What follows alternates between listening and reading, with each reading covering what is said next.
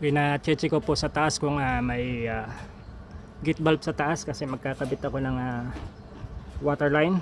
Lagyan ko ng booster pump. Pakuklose ko sa taas kasi yung gate valve nito sa ditong tangke na ito, dito ko sana i-connect kaso sira yung gate valve nya. Dito ko sana i-connect yung pump. Kaya dito na lang galing sa taas. Dito sana. Kakabit po kami ng booster pump dito. Dito ko po ilalagay sa area na to. May ito kasing booster pump na ito para papunta po niya sa taas. Ito may kakabit ko papunta doon sa plate. Malayo po, mga 100 meters. Kaya may po yan, may automatic switch na. Ang problema lang, sira ito.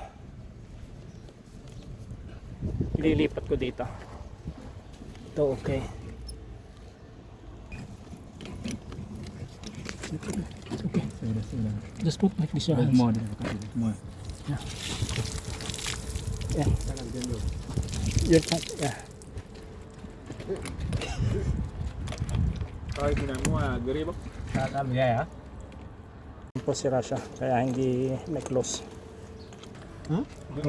Tara, napagpalit na natin. It's okay. This is okay. So, pwede na nating wheel cut here Okay. So okay? Check in my bag I have. Kakat ko po dito. Behind. Lalagyan ko po dito ng T. Tapos dito ko ilalagay ang pump. Maybe that side. Yeah. So the pump is here. Ito po yung pump na area na to. Okay, cut.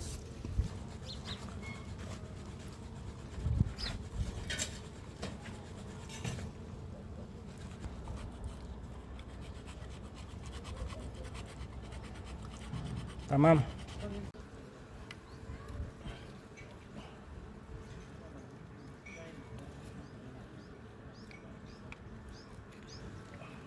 Step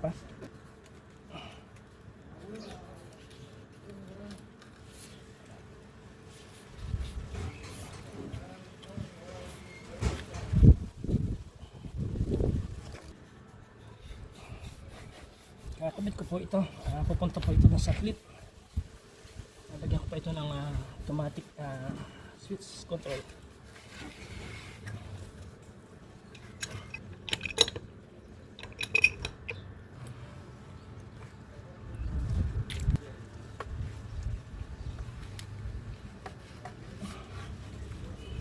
Ito lang po yun.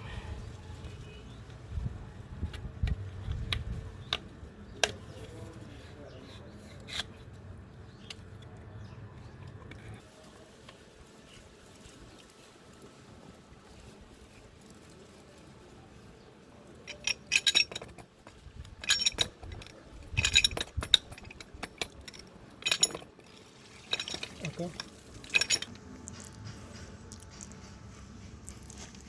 Give me the automatic pump.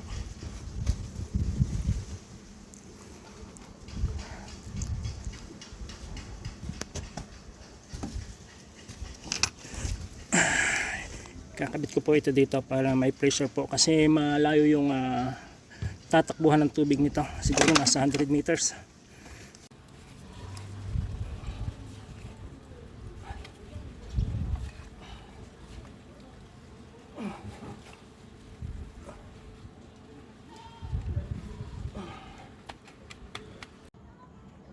Ayan po, tapos ko na pong makabit yung fittings nya.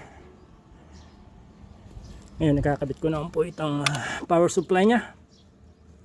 Ito po ay dito sa taas. Tapos ito pong isang ito, pupunta po ito dito sa booster pump.